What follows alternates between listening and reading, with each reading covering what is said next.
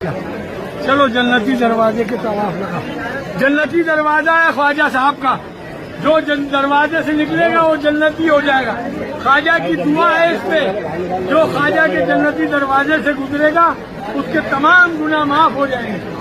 نکلے گا وہ جنتی ہو جائے گا. دروازے سے نکلے گا وہ جنتی ہو جائے گا. نکلے گا وہ جنتی ہو جائے گا. السلام علیکم دوستو، میں ہوں محمد آصف اور آپ دیکھ رہے ہیں اسلام ود آصف. دوستو، آپ نے جو یہ ویڈیو دیکھا اس میں ایک شخص جانوروں کی طرح چلا چلا کر کہہ رہا ہے کہ جنتی دروازے میں داخل ہو جائیے، اور جو شخص جنتی دروازے میں داخل ہو جائے گا وہ جنت میں جائے گا. اب سوال یہ اٹھتا ہے، کیا ہمارے اہل سنت والجماعت کے علماؤں کا یہ حق نہیں بنتا کہ وہ ایسے بیانات، ایسے ویڈیوز کے خلاف اپنا نظریہ پیش کریں؟ ایسے مسئلے کہاں جا کر رکیں گے؟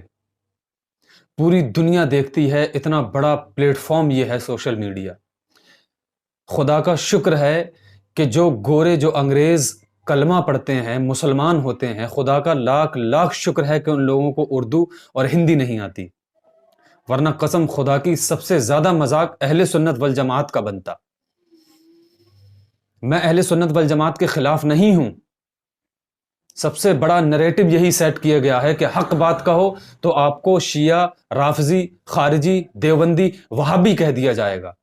بلکہ سچائی یہ ہے کہ کیا قرآن و حدیث میں کہیں پر یہ بات موجود ہے کہ خواجہ غریب نواز کی بارگاہ میں بنے ہوئے جنتی دروازے سے گزرنے والا ہر شخص جنت میں جائے گا؟ کس دین کی تبلیغ کر رہے ہیں ہم لوگ؟ جب ہم قرآن پاک کا مطالعہ کریں گے، قرآن پاک کو پڑھیں گے، تو جتنے لوگ یہ جانوروں کی طرح جنتی دروازے میں داخل ہونے کے لیے بےتاب، بے قرار، بے چین ہیں، ان کے بارے میں قرآن کیا ارشاد فرماتا ہے؟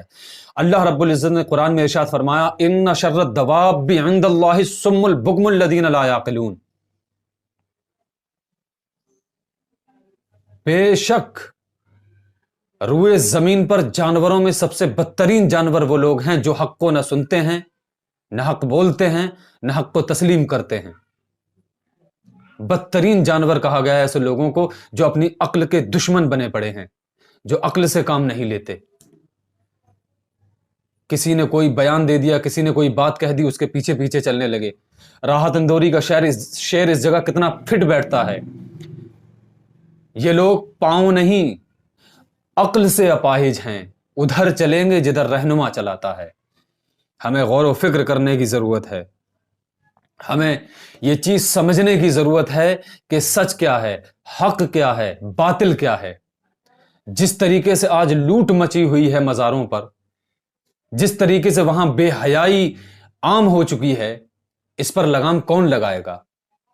آج کا مسلمان 5 وقت کی نماز نہیں پڑھتا، لیکن یہ بھی ایک طرف، دوسری طرف یہ بھی ہے کہ جمعے کی نماز نہیں چھوڑتا. جمعے کی اہمیت دماغوں میں کس نے ڈالی؟ علماء کرام نے ڈالی. کیا ہم 5 وقت کی نماز کی اہمیت اس عوام کے دل میں نہیں ڈال سکتے؟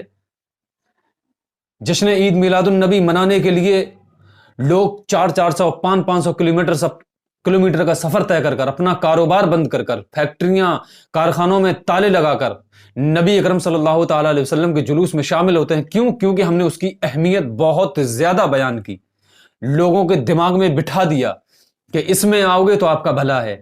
کیا ہم لوگوں کے دماغ میں یہ نہیں بتا سکتے کہ آپ کو تجارت شریعت کے حساب سے کرنی ہے؟ نبی اکرم صلی اللہ تعالی علیہ وسلم اور اللہ رب العزت نے یہ بات بار بار بیان کی ہے کہ گروہوں میں مت بٹو، فرقوں میں مت بٹو، جو حق ہے اس کو تسلیم کرو. فرقوں میں بٹنے والا مسلمان نہیں ہو سکتا.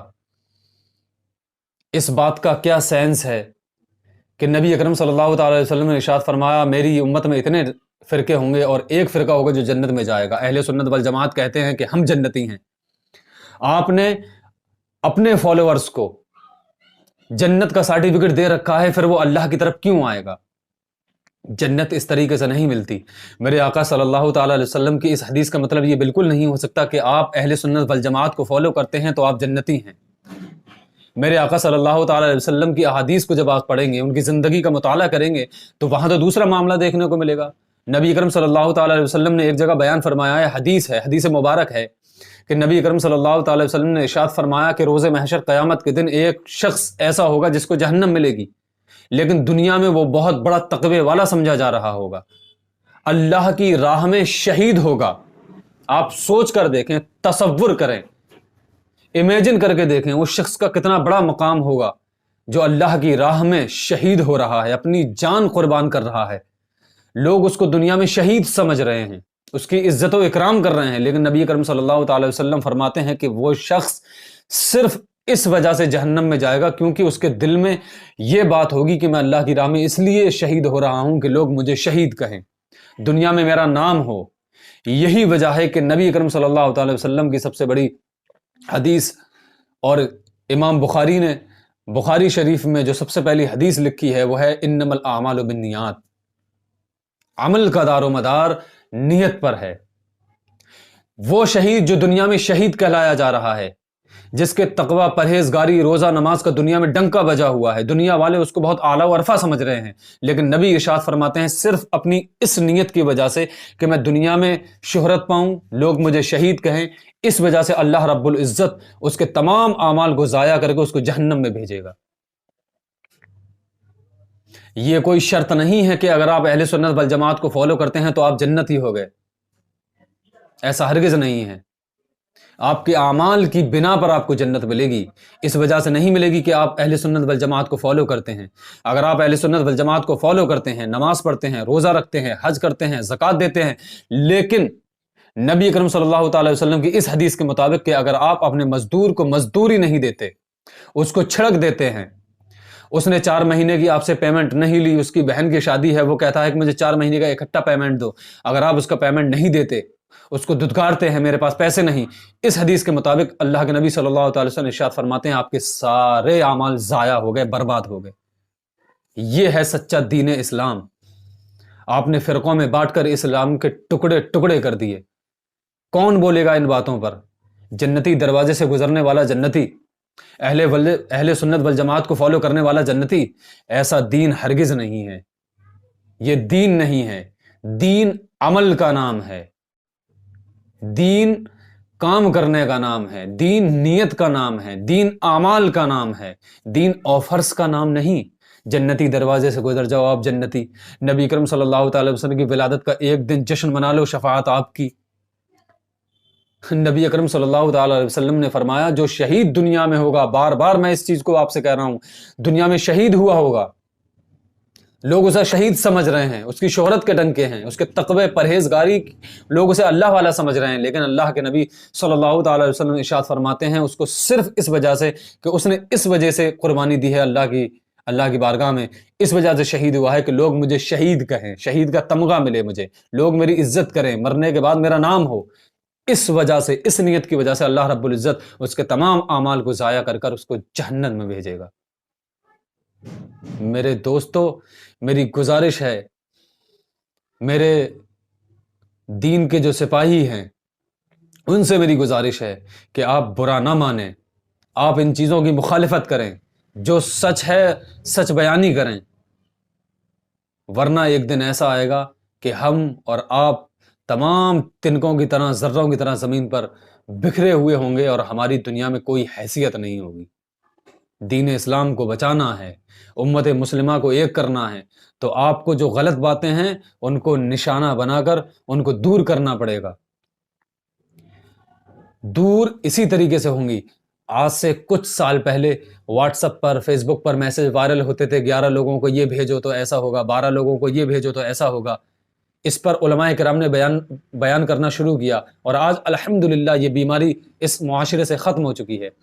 اسی طریقے سے یہ جو جنتی دروازے میں داخل کرنے کی بات کر رہا ہے، عورتیں مزار پر جو بے پردہ ہو کر جاتی ہیں، اس چیز کے خلاف اہل سنت والجماعت کے علماء کرام کو بولنا ہی پڑے گا۔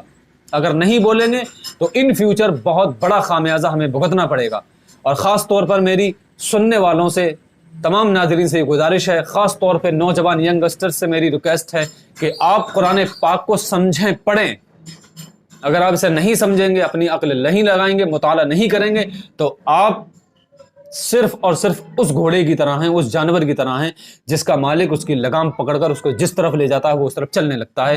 اس آیت کے مطابق کہ اللہ قرآن میں ارشاد فرماتا ہے ان شر الدواب عند اللہ الصم البکم الذین لا یعقلون، زمین پر سب سے بدترین جانور وہ لوگ ہیں جو عقل سے کام نہیں لیتے اور اپنی عقل کے دشمن بنے بیٹھے ہیں۔